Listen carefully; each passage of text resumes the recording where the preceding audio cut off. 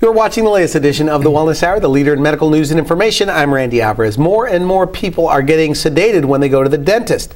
Today's topic, sedation dentistry. If you are afraid of the dentist, my advice, stick around for the latest edition of the Wellness Hour. The Wellness Hour, an in-depth discussion with today's top physicians and medical leaders. And now, your host, Randy Alvarez. You're watching the latest edition of the Wellness Hour, the leader in medical news and information. I'm Randy Alvarez. With us today, we have Dr. Roger Briggs and Dr. Brad Briggs, the father and son team of dentists who are helping people that are afraid by offering sedation. They are the founders of Briggs Family and Cosmetic Dentistry. Dr. Brad, Dr. Roger, welcome to the program. Thank you, Randy. Now, before we move into today's topic, sedation dentistry, what people need to know, tell us about Briggs Family Dentistry. I started Briggs Family Dentistry in 1973. So when I finished my dental school, I went to Scottsdale, started the practice, and I was lucky enough to have my children get involved in the practice. My daughter's a hygienist in the practice, and Dr. Brad has been with me now for 4 years. And so did you want him to be a dentist? After he told me he wanted to do it, quite frankly, and he really got into it, I told him, listen, if you don't do this, I'm going to have to take you out and start another one because I like Is that right? Yeah. Now, he doesn't look like a dentist. I think you look a little bit like a dentist. But when did you know I want to be a dentist? Well, I started school out as an art major, and after a couple of years of taking art classes, I figured that dentistry is basically doing art, and I always wanted to do something to help people. So it filled both of those needs. It's my art form, okay, and I'm helping people. Okay, sedation dentistry is today's topic. You know, we were talking off camera. It's hard to believe, and I haven't had a whole lot of dental experience where I go in. I mean, nobody likes going to the dentist for the most part. That's normal, Randy. But you say there's phobia. I mean, there's some serious There's people all that are different levels of phobia with the dentist. There's everything from people who just don't like the smells and the sounds of the dental office to people who can't even pick up a phone and call, and they have to go to extreme, be in pain before they can even Is that right? Yeah, call. Stacy at our front desk, she is the sweetest, happiest person you can imagine. And every once in a while, she'll come back and say, you know, someone with a great deal of fear called and broke down and said, I'll have to call you back. Okay. They couldn't even finish the conversation. So we've been on the show before, and Yeah. we didn't actually get to talk about sedation. We didn't. Yeah, you called me. You said, I want to cover this in a more detailed way. It's a big part of dentistry is dealing with fear, so we thought we wanted Do people to come want to be sedated? It seems like that would be another fear, to be sedated.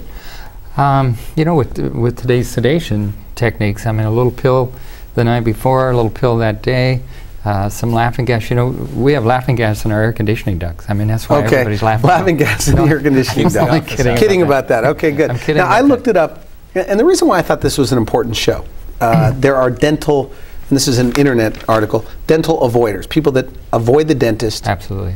And I guess for some people, when they hear that they could be sedated, it's a big thing. It is. You know, sedation isn't just for fear, though. There's some people that are very, very busy in life, and when they want to get their dentistry done, they want to get it all done. And to be able to come over to the office, have some sedation, and sit back and get all of their dentistry done in that day and not have to deal with it again. One of the things like with oral sedation is you don't remember what happened, and so 4 or 6 hours of appointment time can go by, and they have no recollection of that time at all. And they're awake for the most part. They're awake. We can communicate with But the they can't patient. remember. They have no memory of this. No memory of it. But they can get up and go use the restroom if they need to and come back. They're awake, but they're very relaxed. Randy, here's a great story. All right. A guy in Florida that using this exact same sedation technique that Dr. Brad uses had a patient call in the afternoon and say, I am so sorry I missed my dental appointment. I never miss my appointments. I slept right through it. The receptionist said, go look in the mirror. And she came back and said, oh my gosh, I was there. Is that So right? Yeah. It's a wonderful sedation thing. What are the different levels of sedation? I guess there's pills and you know, the gas. There's a whole range of sedation. We can use just nitrous oxide or laughing gas, and many people are able to do simple procedures, get exams done, or simple things with just the relaxation of laughing gas. Is that the most commonly It's used way? I mean, every most dentist does that. offices. Correct. Okay. Yeah. There's a level of sedation that's called anxiolysis, and that's when we just give one dose of a medication to help with anxiety. Okay. As you start to move along the levels of sedation, we do conscious oral sedation. And that's the one where they don't remember the... Where they're not going to remember, where they're totally relaxed, but we can still interact. They're safe. They can get up and go to the bathroom. They come back. You know, can everybody do that, by the way? No. Every dentist? You need to have a permit. In the state of Arizona, states are different, but in the state of Arizona, you need to you have board examiners who come and you go through the process of setting up the office, and you need a permit for that. Do you both have that? I do the sedation. You do the sedation in the practice. Okay. How has it changed your practice, by the way? I mean, you've been around for a long time. How has sedation dentistry changed? The type of patients you attract, things like that. Let me give you the selfish reason first. Okay. When you're dealing with somebody who's very, very nervous, really afraid, it really drains you.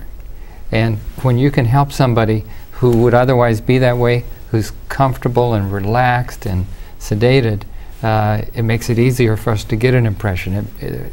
The day just goes by quicker and easier for us. Was that something you didn't anticipate? I mean, you knew you were going to start doing sedation? I'm amazed with the response that we have with people who, when they leave, they think they're fine to go, that they can go back to work, and they're just as happy as could be. That was so easy. And I'll say, 4 hours went by. Oh, I can't believe it. And I feel great. Right? And then they end up going home and just relaxing for the rest of the day. But I'm blown away with how... Now, I told you guys on the phone, I said, I don't know about this. This seems like a very boring topic. Yeah. But I guess if you're afraid of the dentist, it's not. Yeah. Because this is a big thing. You know what, Randy? There's people that are even afraid to come to the office for an examination. Those people can have a level of sedation like an exaggeration. Just for the examination. No, people are afraid of X-rays, of stuff being forced in their mouth. What about that process? I mean, could they be lightly sedated for that? We do a sedation appointment. Because that seems like the worst thing. I would encourage people to, if you're afraid of the dentist, come by the office. We don't need to do an exam. Just meet us and talk to us. And if you choose that you would like an exam, we can do sedation for the exam. Okay. Randy, fear is one of those things you can't explain fear. I mean, you can't explain love. I mean, these are emotions that are far beyond intellectual thought. And so we encourage people, just come by the office. You don't have to have an appointment. Come into the office and meet Stacy. You know, the waiting room is a living room kind of environment. It's not a scary dental office kind. Stacy's sitting right there. And just walk in and say hi to her. And if that's as far as you need to go, leave and come back another day. Now, one of my questions here was how much or how little can be done with sedation. You're saying the X-rays. That's the whole range. We can. That's the biggest thing for me. Do X-rays, because I don't like the X-rays. Check the gums. A gag. We can just get a good assessment of what's going on in your mouth. Get the records that we need. We take digital pictures. So we have a big screen we can blow teeth up on, and we can look at pictures. We can look at the X-rays together. One of the things we do is we sit side by side with the patient and help them figure out what their options are. And there's ways where we don't just walk into the room as the doctor and say this is what you need to have done. Is we can get all those records and really find a way to get things done. When we were sitting and thinking about how do we explain sedation, we had a patient in the chair. This guy, he's a big man. He got a contract to play for the Yankees right out of college. He came in when he heard from his hygienist in our office that we were planning this. And he said, I think you need to tell people about just nitrous oxide. He said, I gag, I've got sleep apnea. Yeah. People who have sleep apnea have a gag reflex that's elevated. He said, without nitrous oxide and that spray that Marianne sprays back there that makes my throat numb, I wouldn't be able to get my teeth cleaned and I wouldn't be able to get x-rays. But with the nitrous oxide and that spray that makes my throat numb, I can do all that stuff. You're watching the Wellness Hour. I'm Randy Alvarez. We are here with general and cosmetic dentist, the Briggs family dentistry, and we're talking about sedation dentistry. And they're explaining that you don't have to be afraid to go to the dentist anymore. We'll be right back. Previously, before coming to see your family services here at Briggs Family Dentistry, I had stopped going to the dentist because I'd had a problem with the previous dental experiences. And I have a really bad gag reflex. and I have sleep apnea.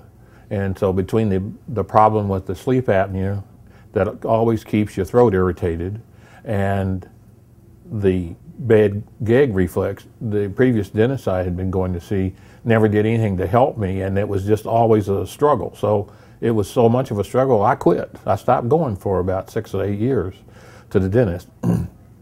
And then when we found your services, I came, and from day one, everybody here has been very helpful for me. And they experimented several times with some different procedures to, assist me to be able to actually receive dental service.